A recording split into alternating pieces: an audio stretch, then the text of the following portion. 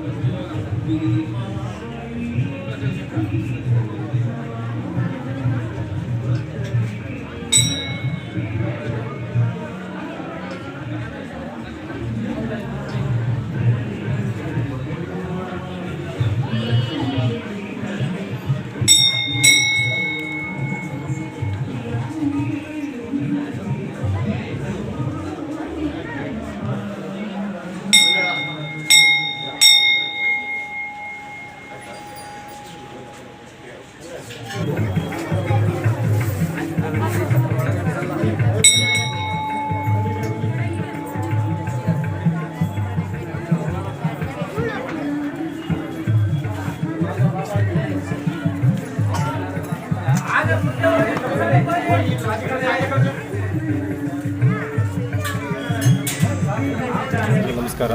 ನಾಡಿನ ಜನತೆಗೆ ಗೌರಿ ಮತ್ತು ಗಣೇಶ ಹಬ್ಬದ ಆರ್ಥಿಕ ಶುಭಾಶಯಗಳು.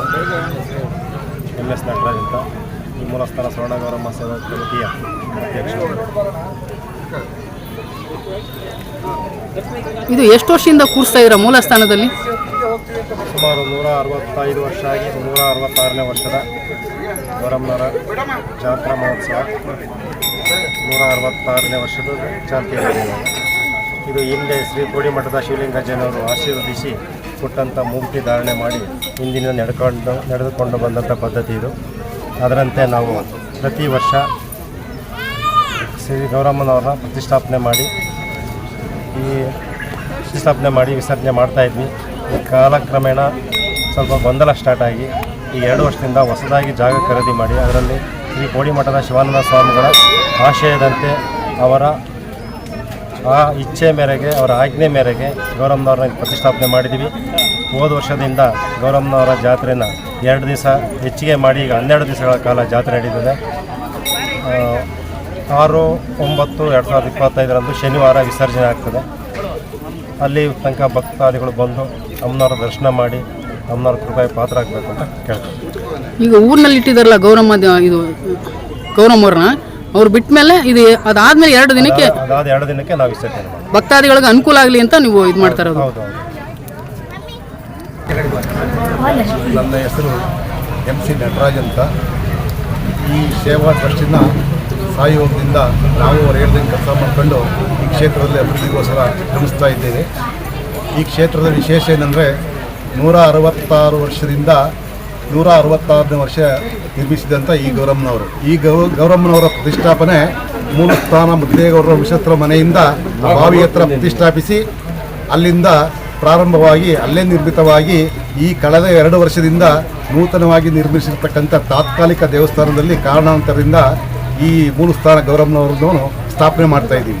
ಈ ಮೂಲಸ್ಥಾನ ಗೌರಮ್ಮನವರ ವಿಶೇಷತೆ ಏನಂದರೆ ಆರನಹಳ್ಳಿ ಸುಕ್ಷೇತ್ರ ಲಿಂಗೈಕ್ಯ ತಪಸ್ವಿಗಳಾದ ಶಿವಲಿಂಗಜ್ಜನವರ ಆಶೀರ್ವದಿಸಲ್ಪಟ್ಟಂಥ ಆ ಮೂರ್ತಿಯ ಶಕ್ತಿಯೇ ಈ ಗೌರಮ್ಮನವರಿಗೆ ಶಕ್ತಿ. ಆ ಶಕ್ತಿ ಇರ್ತಕ್ಕಂಥ ಗೌರಮ್ಮ ಈಗ ಎಲ್ಲಿದೆ ಅಂದರೆ ತಾತ್ಕಾಲಿಕವಾಗಿ 2 ವರ್ಷದಿಂದ ಬದಲಾವಣೆ ಮಾಡಿದಂಥ ಜಾಗ ಎರಳ್ಳಿ ರಸ್ತೆ ಶ್ರೀ ಗುರು ಶಿವಕುಮಾರ ಆಶ್ರಮ ರಸ್ತೆಯಲ್ಲಿ ತಾತ್ಕಾಲಿಕವಾಗಿ ನಿರ್ಮಿಸಿದ ದೇವಸ್ಥಾನದಲ್ಲಿ ಅಮ್ಮನವರ ಪ್ರತಿಷ್ಠಾಪನೆ ಆಗಿದೆ. ಭಕ್ತಾದಿಗಳು ಯಾವುದೇ ಗೊಂದಲಕ್ಕೆ ಒಳಗಾಗದೆ ಆ ಮೂಲಸ್ಥಾನದ ಗೌರಮ್ಮನವರ ಪ್ರತಿಷ್ಠಾಪನೆ ಎಲ್ಲಿದೆ ಅಂತ ಕೇಳ್ಕೊಂಡು ಬಂದು ಈ ತಾಯಿಯ ದರ್ಶನ ಮಾಡಿದರೆ ಆ ಮೂರ್ತಿಯ ಆ ದರ್ಶನ ಮಾಡಿದರೆ ತಮ್ಮ ಕಷ್ಟ ಕಾರ್ಪಣ್ಯಗಳೆಲ್ಲ ನಿವಾರಣೆ ಆಗುತ್ತವೆ ಅಂತ ನಮ್ಮ ಭಾವನೆ ಇದೆ. ಆದ್ದರಿಂದ ಭಕ್ತರು ಈ ಮೂಲಕ ಸಹಕರಿಸಬೇಕಾಗಿ ವಿನಂತಿ.